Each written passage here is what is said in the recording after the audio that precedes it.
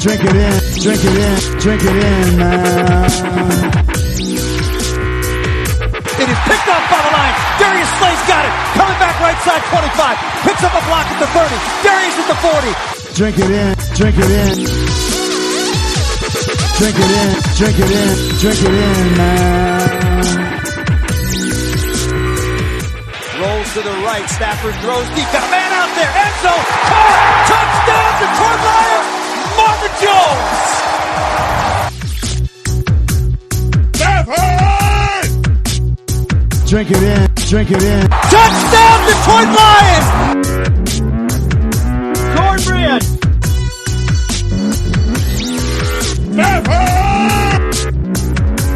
Drink it in, drink it in, drink it in, man.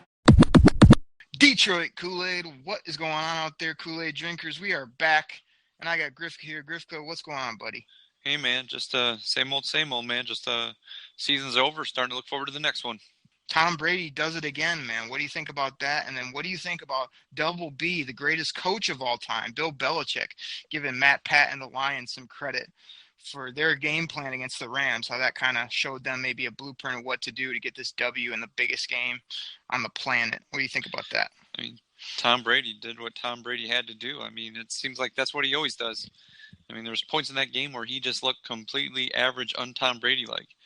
And then when they needed that drive, you know, to go down and score, that guy just made some great passes. That one to Gronk where they just put it over the DB's shoulder. Gronk had to dive a little bit to get down to the goal line. That was patented Tom Brady right there. You know, and he did stuff like that, and that's why he's the GOAT. That's all there is to it. And you know, the biggest thing, you know, BB, you know, I mean,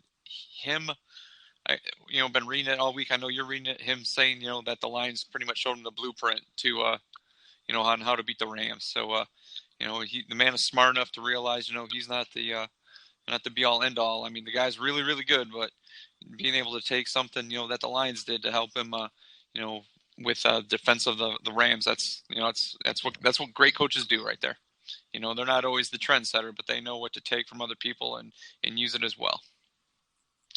Yeah, man, I think you hit on it. Like, everybody was kind of saying, well, Brady didn't do much, and it was kind of a terrible Super Bowl.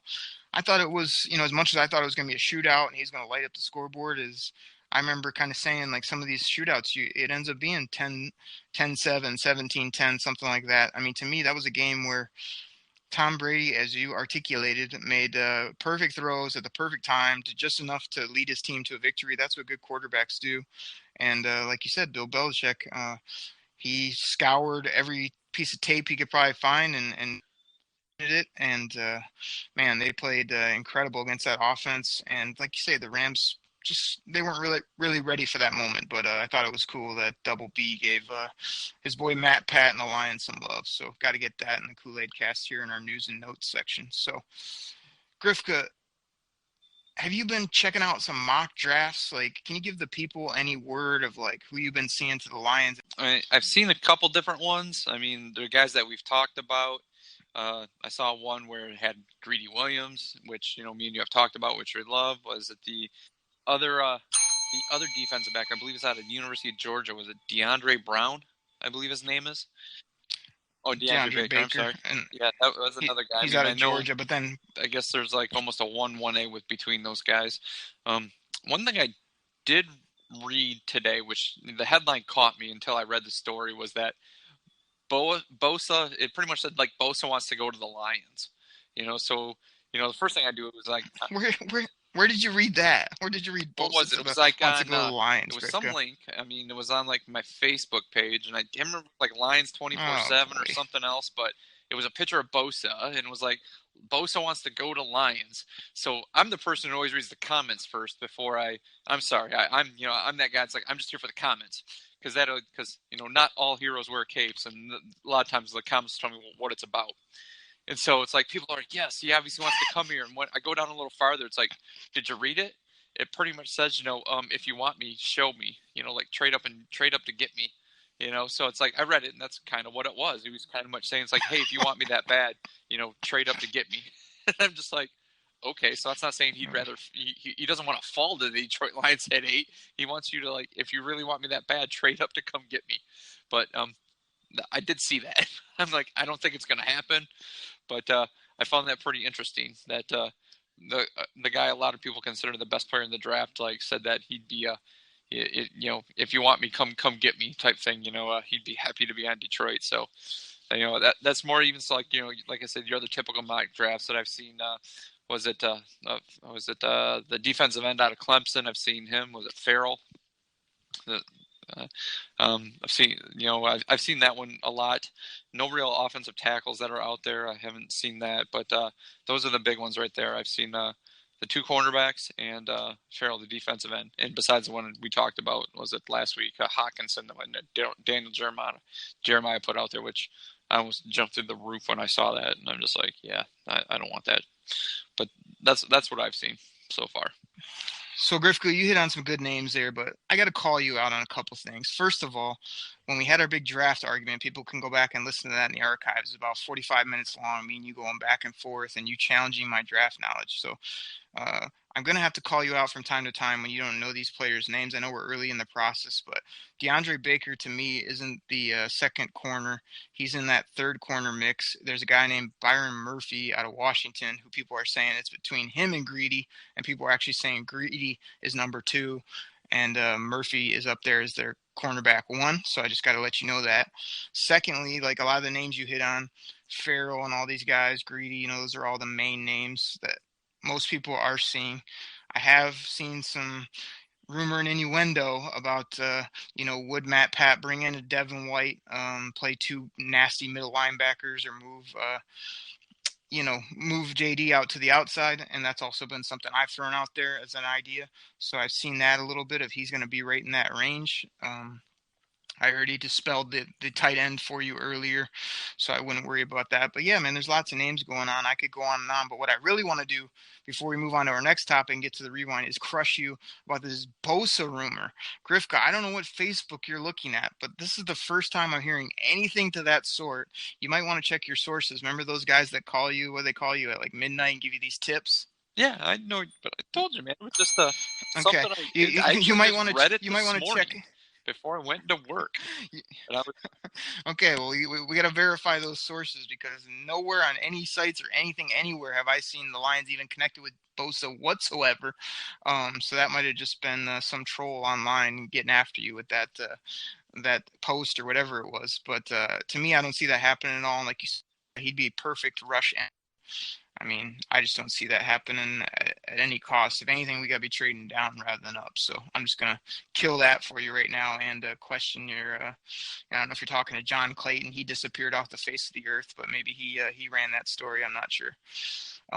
So let's get off the draft, Grifka. One more quick side item. Robert Alford, a cornerback out of Atlanta, just got released. The Lions know they've been looking for corner, drafted back in 2013, so he's been in the league for now. I think they said he's making like $8 million, which there's no way I'd pay that for him, but he has had some picks and played some decent football from time to time in Atlanta. Is this a guy that you'd kick the tires on and look at as just a better option than Tease and Nevin Lawson at this point, or just no interest? I mean, if this is the guy that they're looking to upgrade with, and like to borrow your line, if they can get him for the right price, if they can get him a little cheap, like you said, I wouldn't pay that much for him either. Then, I mean, he's a definite upgrade from what's on that other side already. It's not the guy I'm like targeting though. And if they're looking to upgrade, it's not like I'm like, oh, this guy's out here, let's go get him. But that might be one of those things where if like other guys fall through, I mean, he's definitely an upgrade, but he's not like he's a Pro Bowler or anything. But it's a guy who's been out there. I mean, he did play, decent football in Atlanta. Like you said, he wasn't a world beater, but I mean, the guy has made some plays, and especially it's pretty pass happy division. Always having to play like the Saints and Tampa Bay. Like I know they try to run the ball a little more, but they did have some good wide receivers down there, and Carolina's been known to throw the ball here and there as well. They haven't had like the biggest wide receivers, but having to face like the New Orleans Saints, Tampa Bay, and even in practice, taking on Matt Ryan and those wide receivers they had, the guys obviously went up against some good talent. So it's somebody, I wouldn't mind kicking the tires on if they get the right price, and maybe some other guys fall through. I mean, I'll just be sure with it. I think it's worth a look. The Lions need to I think cornerback is one of the most important positions this offseason to figure out, whether it's mid to lower end free agents that can get the job done, or maybe a high end draft pick, get somebody opposite Slay there. So he's just somebody that's cut loose, halfway decent name. I figured bring it up today and kind of consider it as an option maybe. So Grifka, that's all the news and notes we got. Let's get out of here for a real quick word from our sponsors, and then we'll get back, and we're going to be looking today at the Lions versus Packers, Ford Field. Do that rewind. So we'll be right back with you. Grifka, we are back, and we're here to rewind once again here on the Detroit Kool-Aid Cast and talk about the Cheeseheads, the Packers coming to Ford Field. This was a game early on in the season. We're coming off a great win against the Pats, a tough loss to the Cowboys, and now we got the Packers coming into town. Aaron Rodgers thinks he's just going to run all over us. Let's go ahead and work our way through this game. What we're going to do today, everybody, is just sort of, I made some notes and observations. I'm going to kind of work my way through those, pitch some questions to Grifka, and he's going to jump in when he wants in regards to this football game from what he saw. So first item I have here, Grifka, is Kerryon Johnson has a nasty stiff arm. Second play of the game. And throughout the whole season, as we know now that the year is over, man, he used that thing like a weapon, and it was pretty sweet to see him get out to the edge and just put somebody down on the ground and use that thing for some extra yards. So I thought that was awesome. I put here, Grifka, Theo Riddick was not good in 2018. Like, are you with me on this? Like, this isn't any particular play, but as I watched this game again, I thought, man, he didn't make really any good plays or didn't use him well in the passing game. He was just not an effective football player in 2018, in my opinion. What would you say about Theo? I believe 2018, how we've said it before, it's cliche, like some guys get old fast. I think it's not like one of those things where you kind of see it declining over a few years. I'm in agreement with you. It seems like age has kind of hit him kind of hard in 2018, where there was a distinct drop-off from even what we remember, 2017, 2016 to like this year. You're just like, all the stuff you thought he could do, it didn't seem to materialize at any point. And I don't think defenses got wise to him. I just think I believe that age is starting to catch up with him, and his production is really starting to decline because of it. Yeah, see, it's crazy. I mean, I think he's only 28, something like that. I mean, shouldn't be an age factor. It should be like they're not using him, or they're trying to use him the same way they did 4 years ago, and everybody's caught on to that like 3 years ago. And they haven't reinvented this guy, and he just, I don't know, he seemed to sort of plateau and start going downhill, I felt, this year. I mean, I'm curious if he comes back, and if so, can he be a weapon in the pass game, or is he just an overpaid player that can't get it done, for our team? Yeah, he just didn't seem as shifty, even like in the open field. Like those teams he'd be able to juke guys and kind of like leave them, have them break their ankles, but he just didn't even seem to have that this year, as much, so... Yeah, man, I'm with you on that. So the next item I had was, man, Stafford ripped just absolute sweet ball where he stepped up in the pocket, threw this sucker way down the sideline, right to Kenny for a touchdown. Taken away by a penalty, man. You got to be kidding me. All these flags that are taking touchdowns off the board just drives me absolutely insane. So that was a real tough break, I thought, in this game early. One of those plays you hate to see for our Lions, but as we'll see later, as we work our way through this game, they're able to overcome. But I put here, I thought we caught a big break on the first punt. You remember that play, Grifka? I'm sure you resaw it, where we booted it down inside their 5. They say it hit a Packer. We end up grabbing it on the 1 yard line. Went to review. Did you see it back a second time, and did you have any thoughts on it? Yeah, I got into an argument on a text argument with one of my buddies. He swears that ball did not hit a Packer, and when I was even that day I thought it hit, and when even sitting here rewatching the game, I went back and watched it play a few different times. Rewound it, tried to expand it a little bit and watch it, and I still think it hit him. I mean, it seemed like the ball, the way it was spinning, everything just changed, and so I still think it hit him. I just thought it was a really good play by the Lions special teams for that to happen, to be right on top of it that way. And I still believe it hit him. I don't think it was one of those things where it was like, oh, they really couldn't tell to overturn it. I still believe watching the play that the ball did hit the Packer the Packer, on the receiving team, and the Lions jumped on it. So definitely a break. All right, Even if so it for all didn't, it's the a break that went the Lions' way. So against the Packers, so I'm happy with it. So for all the Kool-Aid drinkers out there, Grifka's down in his dark room, his videotape room, with his clicker going back and forth, watching this play, zooming in. He said, "I don't know how he's got this technology when he can't even work his cell phone half the So time." I just stopped it and went back. I could do that. So Okay, so everybody's got the fast forward and the rewind down, even the pause. I think Grifka was able to figure out. So that's good stuff, man. I watched this like I said, just real time, and then on the replay. I mean, I thought it didn't hit anybody. I mean, it was way too close to see. I mean, I think they called on the field that it did, so it was one of those stands, which to me is the biggest cop out by these referees. That's all they do is say it stands when they don't know what the heck they're doing, and I thought that's what they did in this play. So, like I say, big break for the Lions. LG bangs it in on the next play from the 1 yard line. So Lions get a nice early touchdown, nice early break, which, as Grifka says, it's always nice when we get those rather than what, Grifka? What do the refs usually do? oh, they usually slant towards the Packers on that. The Packers and Patriots, Cowboys, Steelers. Okay, yeah. Gotta get those conspiracy theories in. So the next item I have is I noticed a heavy front by Matt Pat on the first third down. I mean, I was trying to pick up on, like, what is this guy doing with his fronts? Because everyone makes such a big deal out of 3-4, 4-3. I felt like on the first third down for the Packers, he just had everybody up on the line coming from the edges and everywhere else. He didn't have any linebackers in the middle of the field. And it worked out, man. Aaron Rodgers he was having a tough day. Just thought he would just wheel out to the right and flick his wrist like he normally does. And he was just sporadic all day. So I thought that was nice to see, kind of some different defense. Did you pick up on that? And then also I have here that Christian Jones was really active early, and there was also some really good plays from my boy, as you say, Jared Davis, man. When he sees it, he hits it and goes. And I thought he had some good attacking plays here. And even when he is able to see who he needs to cover, if it's a screen and he has some time, man, he flies out to the football and takes care of people.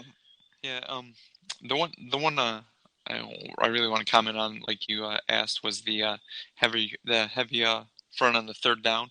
I think that was one of those things where Matt Patricia was wise enough to realize that in prior games the Lions' run defense wasn't that good, and he thought that the Packers would try to exploit that on short downs.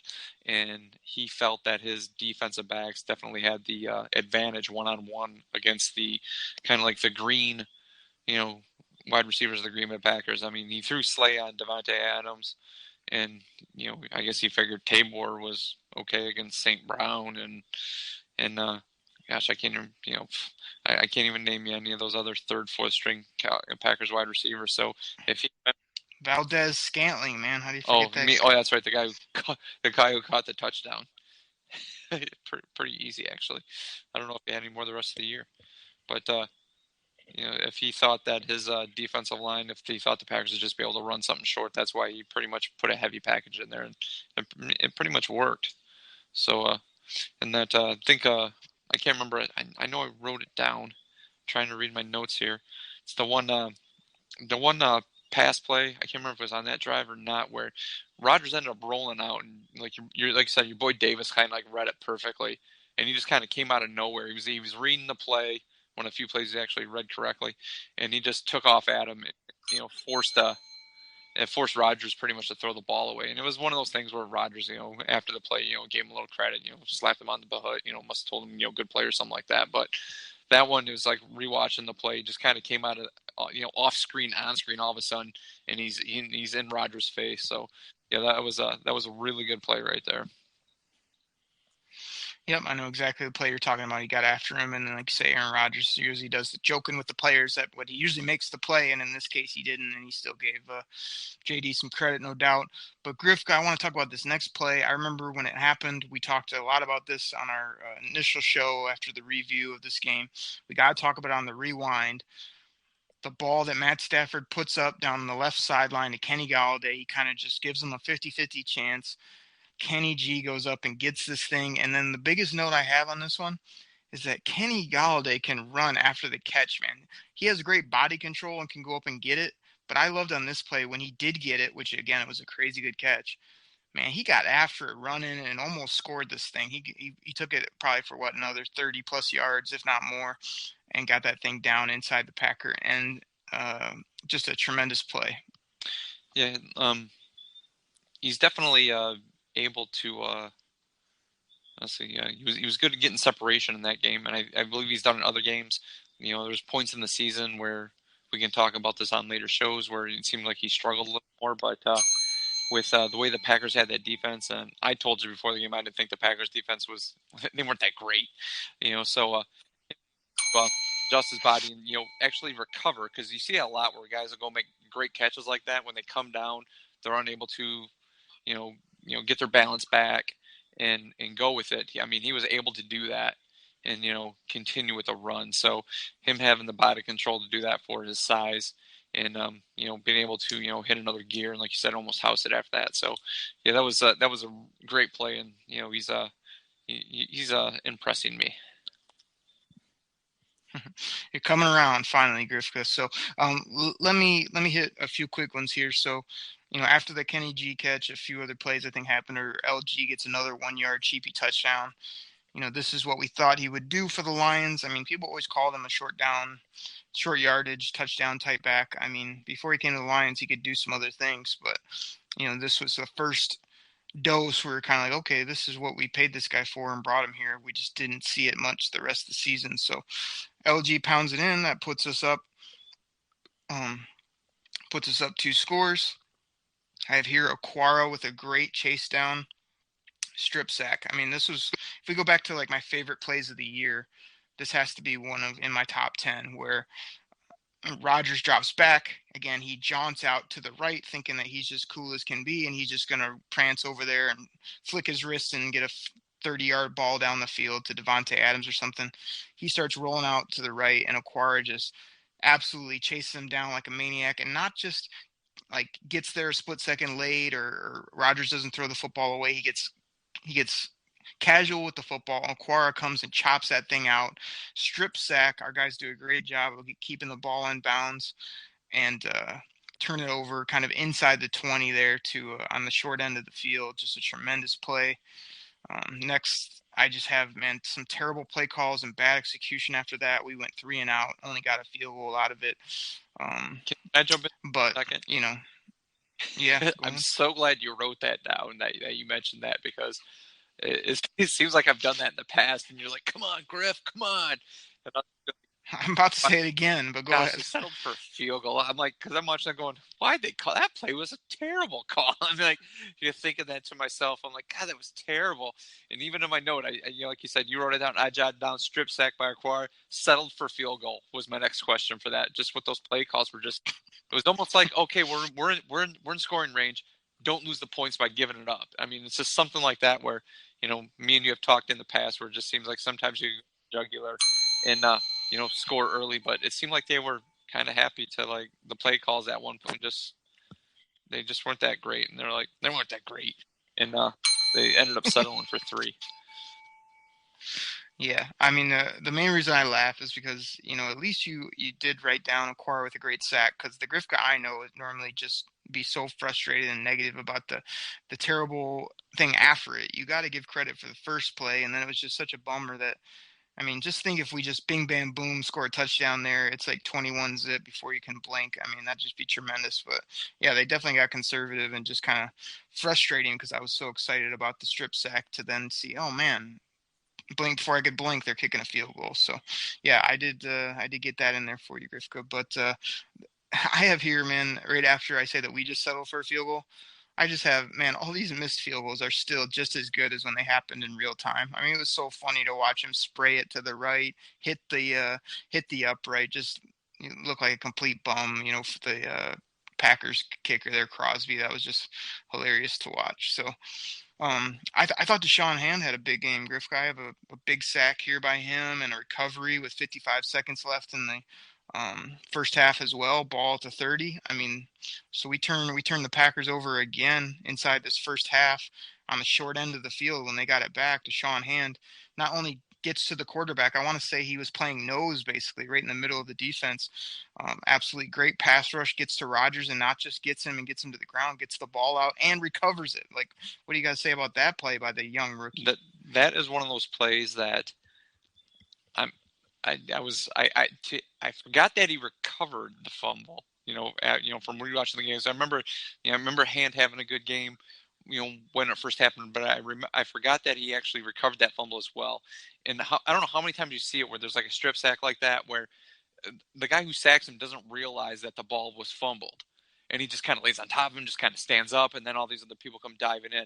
I mean, either he saw it or he was well aware to, like, as soon as he knocked it out, it was like one of those drills where you get up off the ground as soon as you can to dive on the ball, and he was aware of it. And that's hustle. I mean, that's something that either you do it or you don't do it, and that was a great play by him.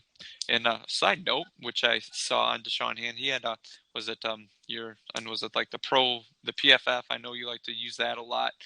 He had, was it statistically one of the best? Was it pass rushing stats or whatever as a rookie? I guess that was even higher than Aaron Donald when he was a rookie. Yeah, I read that somewhere. I can't remember. It's something like that, like the best one of the best rookie pass rushings for defensive tackles, ever per PFF. So it was even better than Aaron Donald. So I just wanted to mention that to you. Well, Yeah, you got it right. I saw the same thing. So better than Aaron Donald, and he was the top-rated interior guy from PFF. So I do use them from time to time. And then if you remember, again, reverting back to a previous show, everybody can go listen where I cracked on Chris Collinsworth, that freaking analyst nerd, for all the stupid stats and things that he does with those guys. But I do like PFF, but I have to give Collinsworth some grief sometimes too, because he's a dweeb.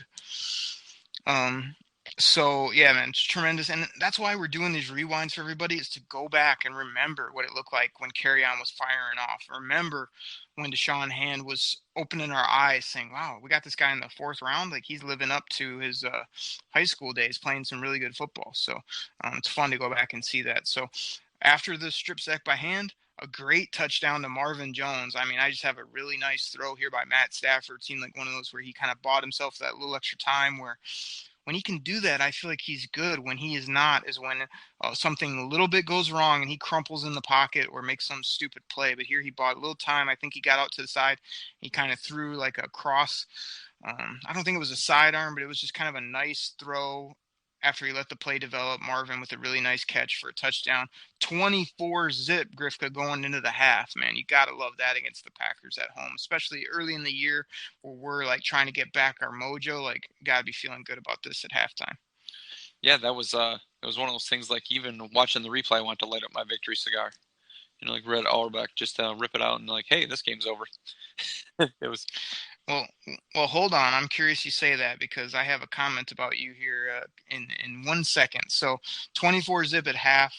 I have a little side note. Lots of great sacks and pressures by Okwara, Hand, and Devin Kennard showed up huge in this game again too. When you go back and watch it, like, he doesn't blow you off the page with his athleticism, or when you watch him, you're just kind of like, that guy looks like just an unathletic type rusher, but he finds a way to get to the quarterback. So all 3 of those guys were good.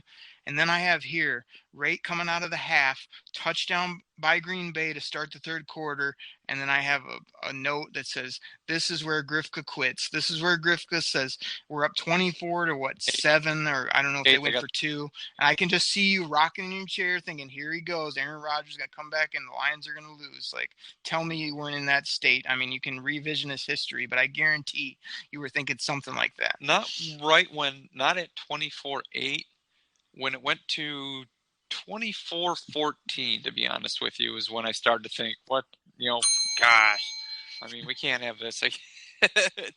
So it's funny you mentioned that, because I have another blurb about you and a couple more bullets when we get to that point in the game, that it was really churning in you at that point. But man, our team's playing good. I mean, they're going to get points. Other teams are going to get points, but we were dominating this game, getting pressure after the quarterback. So this is where I try to teach you those lessons, Grifka, that when we're playing really good football, we can't just crumple or think the sky's falling when one thing happens, because Aaron Rodgers and good quarterback, good teams are going to do this to us. But they did come right out in the 3rd quarter and get a touchdown and start to make it closer. So I have the Packers cornerback on a third down play, like this is right after their touchdown. We throw a little Matt Stafford, we need 8-9 yards. He throws a 4-yard ball to the out, incomplete. The dumb Packers cornerback stands over our player, gets a flag for 15 yards, moves the sticks, first down.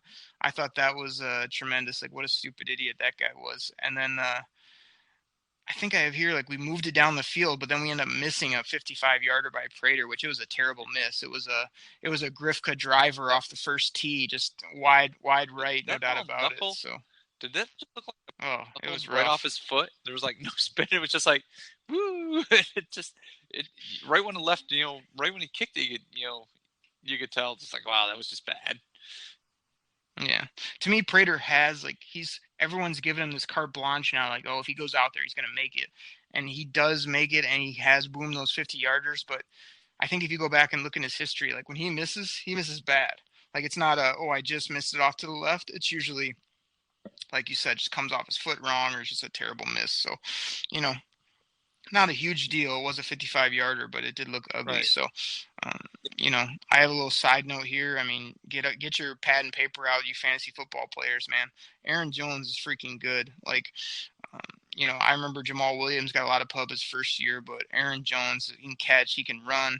They started using him a little bit here in the second half, and just in general, he's a good football player. In regards to a do-it-all type running back, look for him in 2019. For the Packers, we're going to have to deal with him, I think, for a little bit. And to me, Grifka, I mean, we've been talking about it all show, but it was just fun watching Aaron Rodgers struggle. Like, he ends up probably with, let me see what his stats were for the game. He ends up throwing for 442 and 3 touchdowns in this game, which to me is crazy that was his numbers. But he threw the football 52 times. He was only 32 out of 52. And I feel like he was just spraying it all over the field. Jimmy Graham dropping passes, like him throwing the ball, too far on an easy, dump off type pass all game long. I loved it. Yeah, it was one of those games where you watch it and it seemed like Rodgers was like blaming his wide receivers a lot. The looks he was giving them, and it was just one of those things where like you were reading, like I remember reading comments and stuff afterwards, like, Rodgers is a crybaby, why is he calling out the wide receivers? And, he never seemed to like do that in the past when he had some other guys, but it was like, oh, it's just all these, young wide receivers. He doesn't have rapport with them. It's just, I think that was more of an excuse than anything, but yeah, he just didn't look comfortable. He seemed to be running a lot. And, you mentioned before, Aquara, Hand, Kennard, their sacks, but for as much as like we like really bagged on like Nevin Lawson and Tease Tabor, there was points in that game where like Rodgers, he had a lot of time, but nobody to throw to. The defensive backfield had really great coverage, and and it led to a couple of sacks because, especially the Aquara one, where he was forced to leave the pocket to try to make more time. And Aquara tracked him down because the defensive backfield was just playing such great defense that, they played really, really well that Sunday. So, I mean, hats off to those guys. Like I said, even though we kind of bag on them we bagged on them at points in the season, the defensive backfield, yeah, they gave up 400 and some yards, but there was a point where they were down so many points that they couldn't run the ball, where Rodgers had to throw the ball all the time. So that was like where we kind of always, people pick on Matt Stafford for padding the stats. That's kind of what Rodgers did. He had to throw the ball to get him back into it. So. Yeah, I sort of agree with you on that. I mean, Tease had a few plays, or they were decent in coverage. Your boy Slay gave up 9 for 140 and a touch and got roasted and toasted by Devontae a few times. Now Devontae Adams is broke his ankle on goal line at one point. Oh yeah, that was rough. And then I'm looking at the numbers here too.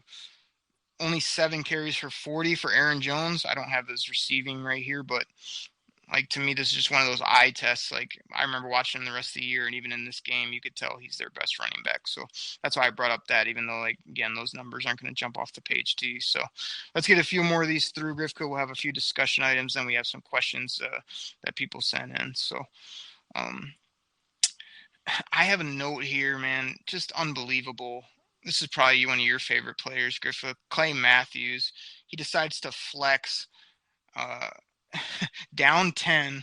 He doesn't even make the play. Like, when I saw it, he got like jammed up by like Rick Wagner or somebody, he wasn't even like near where the play was, but he just started flexing like he did something, and I'm just like, hey, both scoreboard and you didn't even really make the tackle or do anything. So I couldn't understand that one, but like you say, I'm sure you love it when he wets his hair down and does his thing, right? I can't stand Clay Matthews. All right, so 31-14 after the Kenny G touchdown. This was a great little swim move route is what I called it, in tight, probably inside the 10. I want to say it's probably was a 7-8 yard touchdown. Kenny Galladay just burns his guy off the line, swim moves him, gets to the inside. Again, another nice ball by Matt Stafford, man. Sometimes he struggles with passing when it's in tight there, but he threw a really nice ball right on him. Kenny caught it, just nice, easy touchdown to make it 31-14.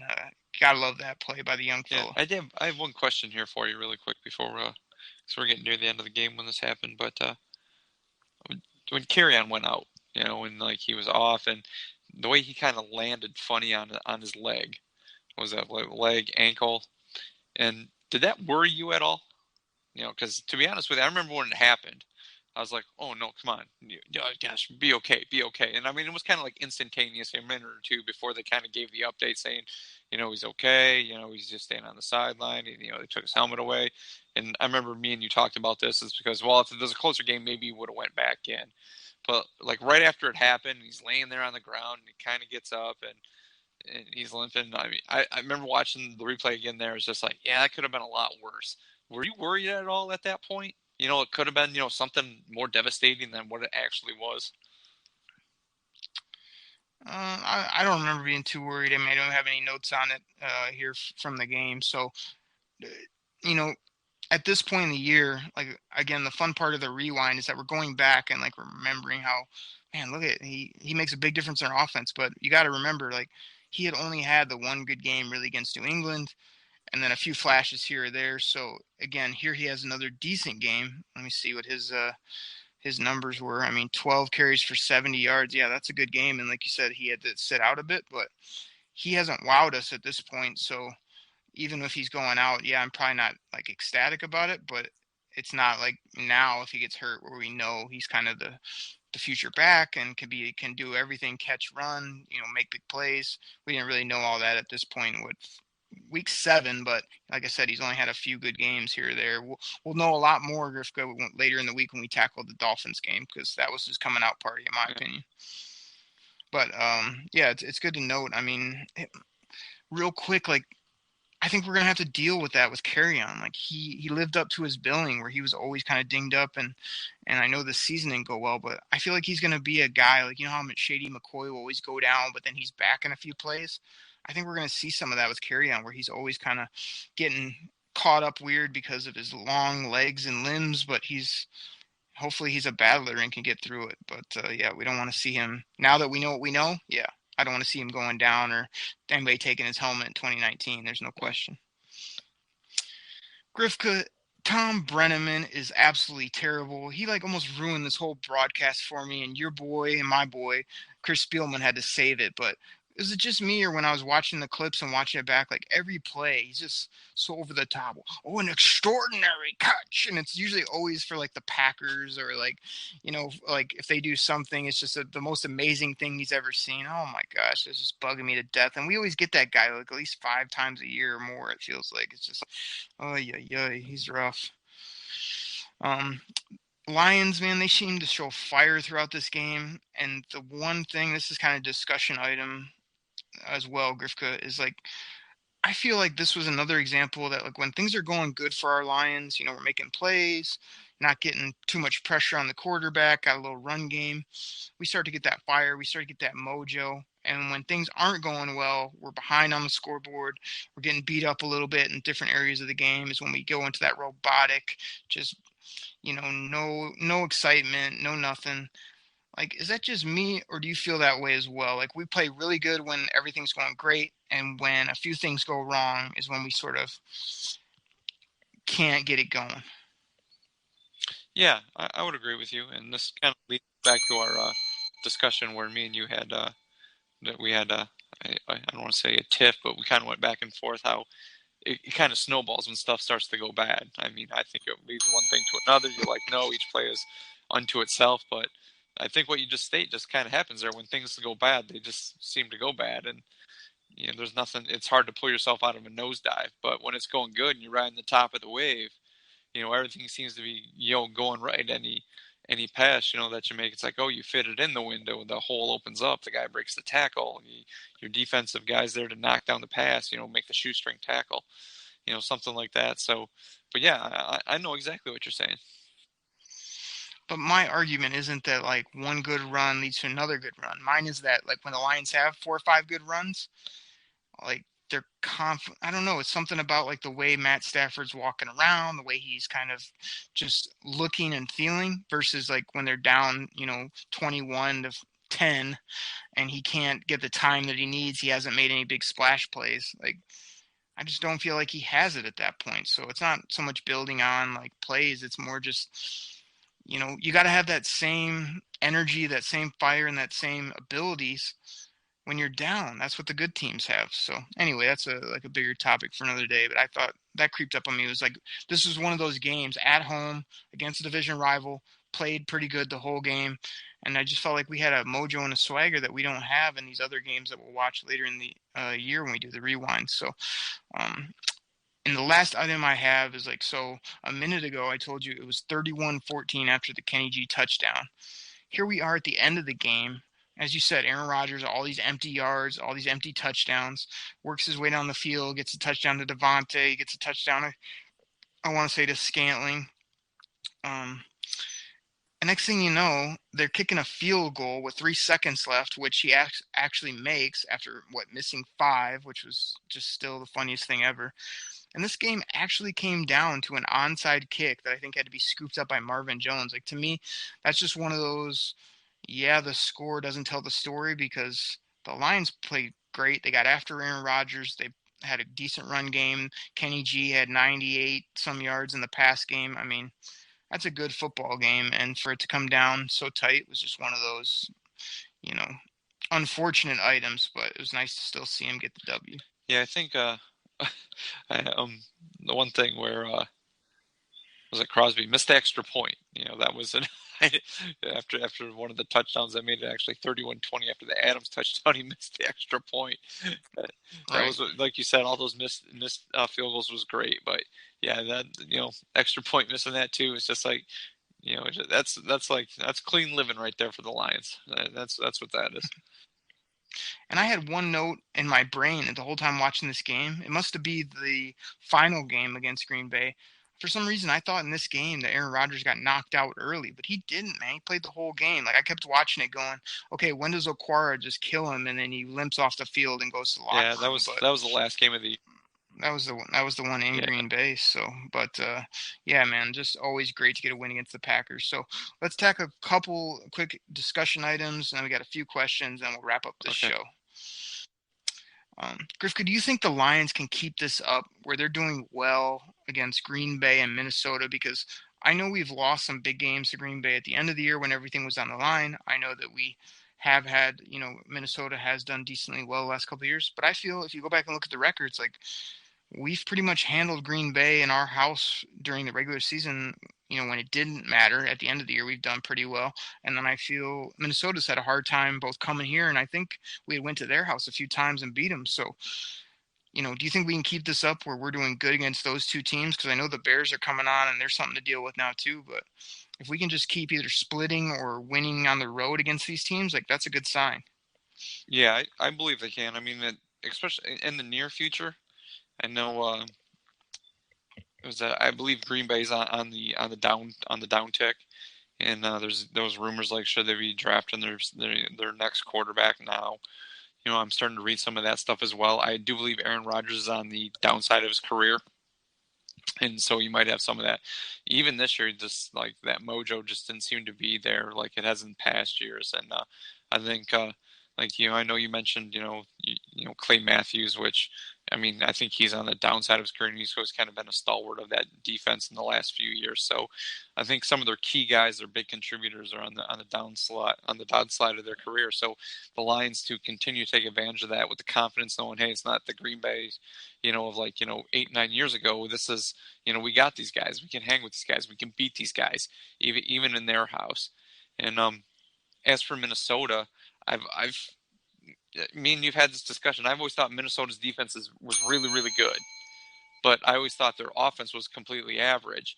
And it seemed like last year it kind of flipped. Even they had their wide receivers did a little more, good running game. I mean, you know how I feel about Kirk Cousins. He's not that great. So I think he's just a game manager QB, and I think he just gets a lot of love around here because he went to Michigan State. But I don't think Minnesota's defense was that good last year. And as I know, we've talked about Anthony Barr. He went to the Pro Bowl, whatever that means in football.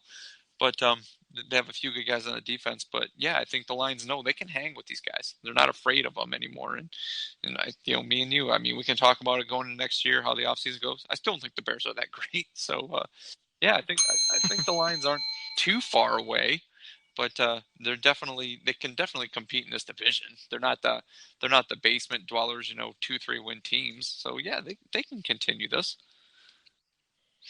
Yeah, well, they're going to have to. I mean, you hit on a lot there, but I just think they're going to have to continue to play these teams tough, and we do have a tough division. You also hit on, like, Aaron Rodgers' future. To me, I think it's going to be interesting because they paid him a boatload of money, and he went from being the top guy in the game to people like you just said, they're sort of saying, okay, will he drop off? Will he do this, that? I'm not ready to say that yet. I still think he's really hard to play against every time. His wide receivers are going to get better. I'm looking at the draft board now. They got 2 first-rounders and got a lot of draft picks coming up that I know they haven't been stellar in the draft, but I think the Green Bay is going to make some good, impactful picks. Their wide receivers probably get rid of Jimmy Graham, bring in somebody else that'll make plays for him, and they're going to be tough. So we'll see how the Lions deal with it. So last little item before we get to our questions, Grifka, why was it so easy, in my opinion, when watching this game, for the Lions to put up 30+, yet in other games that we'll watch here later in the year, it's an absolute death struggle? Like, did you feel like we did anything extraordinary, or next thing you knew, it was just like, wow, it's like 31, 34 points on the board before you could blink? Well, I know you don't like me kind of going up the past, and every team's different every year a team's different. But it seemed like this was like one of those years where the Lions played to their competition, where they knew it was the Packers. The Packers win the division. The Packers have had their way with them in the past, and yeah, they've won 2 in a row. We can beat these guys played against. So they like stepped their game up, where other games in the year they just didn't seem to have it, and you kind of like you said, you left scratching your head. But I think they realized who this team was. It's like, this is the Packers. We're going to show up against these guys. I think even like Fox had built this as one of the bigger games for that week. It wasn't the game of the week, but I know when they show their previews for their games, like the way they kind of rank them, like who the biggest 1 o'clock game is. It's always the top line. And I remember the Lions Packers for that week was the top line. So they might have known it was a big game, and even though it was just in the local markets, Fox, sometimes if your team doesn't play, at 1 o'clock, that might be the game you're thrown to. So yeah, just one of those things. I think they knew who they were playing, and they want to have a good showing against somebody in the division who's like for a number of years had their way with them. So yeah, I think that's what it was. It was just more of they stepped up when they needed to. Well, my thing with this game was that rewinding, again, the biggest fun key is going back, because the reason I thought it was easy to put up 30, and the reason I thought that Matt Stafford looked better, and the reason I thought there was more mojo and that we beat a team that at that point in the year, it was like, oh man, the Packers are coming to town, look out. We had a healthy Kenny. We had a young, firing new running back called Kerryon Johnson. We had a pretty well-protected Matt Stafford. And that defense, even though, as you said, later in the game they gave up a lot of passing yards, if you can get after the passer, we also talked about 2 strip sacks. Next thing, when you get those short fields and those turn into points, 3 or 7s, it makes a big difference. So, again, the NFL staying healthy, using your playmakers, and turnovers are some of the biggest things that happen. So I thought all those things got us to that 30 points, and we got to do that in 2019, man, and a lot more games than we did in 2018. There's no doubt about it. So I'm excited to see that and get them firing off again. So Grifka, I've been working my tail off on the Detroit_Kool-Aid handle on Twitter. We've been trying to connect with more people. We've been having a bunch of fun with little messages back and forth here or there. I put up 2 questions today from the Twitter One Pride Lions Family Universe. We're going to hopefully get more of these in from people. We'll just pick a couple each week to tackle. So the first question, Grifka, for you, and this comes from Mike GM, aka I call him the CEO. This is like the top guy that connects all these Lions fans all over the country. He's really been cool helping me out and kind of getting more people to know about the Kool-Aid cast and kind of helping me connect with all these different Lions fans. So he kicked me this question. Grifka, who is going to go with that first pick, number 8, or if you want to say they might trade down? He kind of wants to know what you think might happen there. Again, don't give us all the different options. If best case scenario right here, what do you think would happen? What do you want to see if they stay at 8? And then he also wants to know, do you have any free agent targets for the Lions that they might pick up as it stands right now? I think best case scenario for the Lions for what they need, I think trading down would be the best option right now. If I know this, they already have a lot of picks this draft, but still, if they can trade down and pick up a couple more in the earlier rounds, I think that would be the best option. Even if they traded down, to the late teens, early 20s, I don't know if trading down to the late 20s. I don't know if I like that. But if they traded, somewhere 16, 17, between like maybe 16 to 22, somewhere like that, and got another pick or two in the draft, I think that would be the best case scenario. Now, once again, Okay. like I've said before, you always need a partner to make a trade. I don't know who would be willing to do that, but if they're able to trade down like that, and at that point, I guess it depends on who's there. Grifka, we know that trade down is always the best option. We can't let you cop out. If you're at 8 right now, early February, who is Mike Grifka taking as the GM? Who am I taking as the GM? I said it before, man. I'm taking Greedy. I think he's the best defensive back in the draft, and I think somebody opposite of Slay. That's what I would be looking for right there. So that's who I would personally take if I was the GM at this point right here before seeing the combine, and if before you hear something something comes out underneath that. Greedy one time when he was a sophomore in high school decided to throw eggs at somebody's car, and that way he's undraftable, by a lot of teams. So, one of those always rumors and small things that you always hear about people that why they fall in the draft. So, Darius Geis. yeah. Okay, well, Griffith, again, we had our big battle about the draft. I encourage you, challenge you to go pull up on YouTube, pull up some Greedy, pull up some Murphy, and pull up some DeAndre Baker and get back to me of who you like, because I love Greedy's name. I love his measurables. There's a lot of things I don't love about his game, but depending on where you could get him, yeah, he's a great player for the Lions. I'll be real quick with it. At number 8 right now, if I had to make the pick, I mean, I'm much more set with this new regime of getting big athletes, big impactful players at positions. So if Curlin Farrell is there at number 8, that's a guy I'm going to consider. We need a defensive end. This guy's produced at the highest level at Clemson. Yeah, he had great surrounding cast, but he's got the measurables, he's got the long arms, he's got the production, he's at a position of need. He's going to probably be one of the higher ranked players, no matter how it falls there in the top 8. That's probably who I would consider most at this point, but between him and maybe a Devin White, those are my 2 faves right now. So we'll see. You got any free agent names or targets? I know we talked about that in the past. Give them a couple quick names you're thinking about. Okay. Yeah, once again, I mean, I picked Greedy at 8 because out of the free agents, what I'm looking for, I mean, I guess the best option would be Trey Flowers for me, because he knows Matt Patricia, he probably knows his scheme. I mean, New England, Trey Flowers, I thought he played really well in the Super Bowl. That would be a big guy I'd be looking for. And no, that would be the guy I would want. I know another guy would be interested in is maybe Frank Clark out of Seattle. He'd be a guy who's interested in Michigan guy. I saw him a lot just simply at Michigan, and even the few games I saw that where he played with Seattle. I thought he had a good year. So, but Trey Flowers would be like my big number 1. Frank Clark. Looking at number 2. I think because once again we need defensive ends. I mean, DeMarcus Lawrence is out there, but he's not going to hit anything. He's just going to go back to Dallas. And I know another guy that I've heard floated out there, I've read stuff on, was maybe Jadeveon Clowney out of Houston. He's the 3-4 outside linebacker. I guess it ultimately depends on what scheme they plan on running the most. So, but Trey Flowers would be my big target. All right. Again, I'll be quick on it right now. I'm just starting to dive into kind of free agents and whatnot.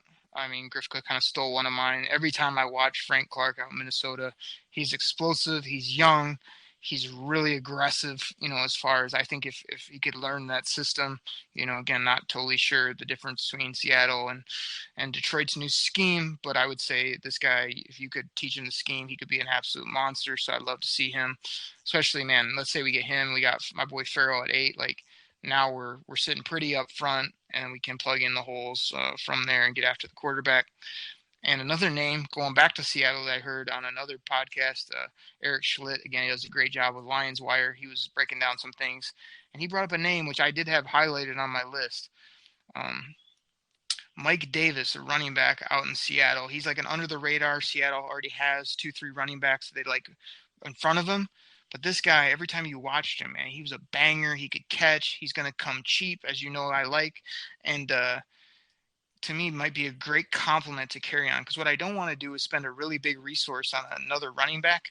I want to get a guy that can complement what Carry-On does. Let him be the workhorse and let this other guy, come in, spell him, do different things. So I thought Eric Schlitt hit on that great. And that was definitely a guy that I thought might work in that role. So those are just a couple names for you. Mike, the CEO on Twitter, thank you so much, man. Great question. We're going to be talking about those types of things all season here leading up to free agency and the draft. So one final one, Grifka. I thought this was a fun one. This one came, let me get this name right here. This was from @SwissLionsFan, and he put a thing out on Twitter. This guy is from Switzerland, and his little handle in front of his name is the #1 Lions fan. So I guess you're out of luck, Grifka, and so am I. But this guy, at least in Switzerland, he's the #1 Lions fan, and he threw out this question. If you could have one player in the NFL and plug him onto the Lions roster right now, who would it be? Wow. So that was a good question. Well, gosh, that's a great question. Anybody in the NFL that I could take right now and put on this roster? Jeez. Where's my Jeopardy music when I need it? Come on, Grifka, you got to be on your feet here, bro. Gosh. Let me jump in here, you Grifka. Go ahead. I'll give you my take, because when I saw this, I shouted him back out on Twitter with my answer. So if people saw that, they already know what I said. But I said, he threw out Mike Evans, and I said, I love Mike Evans as a football player, but the Lions already have 2 bigger, rangy type receivers. If they're going to get a receiver, they need an underneath guy. They need a speed guy. They need to take the top off the defense, touchdown type playmaker. So I said, if I'm going to go on the offensive side of the ball, my one player that I want right now in the 2019 version of the NFL, give me Tyreek Hill, man. I was never a Tyreek Hill fan until this year. This guy's electric. He looks just so much faster than anybody else on the field. The way you can get him the ball, or sometimes they don't even do anything other than just say run as fast as you can down the field, and they throw it to him, and he scores big touchdowns. So I've fallen in love with this guy as a player, and I think he would be exactly the type of guy the Lions need. So Hollywood Brown in the draft, you might want to think about it, as I hit on a previous show. But if I got to go on the defensive side of the ball, which is probably where I would go, Khalil Mack, man, you already heard me talk about him. This guy's young. He's got a great attitude. He's humble. Yeah, you had to pay him a bunch of money, but that rush end for the Detroit Lions for the next decade, and we missed out on him. But that'd be my defensive side of the player. Grifka, you got about 30 seconds. You got any one name for this guy? Okay, I'll give one name. I know we talked about him before. You laughed at me about it, but I'll go with Antonio Brown. He's not happy in Pittsburgh. I would take that guy in a second. He instantaneously becomes the best wide receiver on the field. He can stretch the field.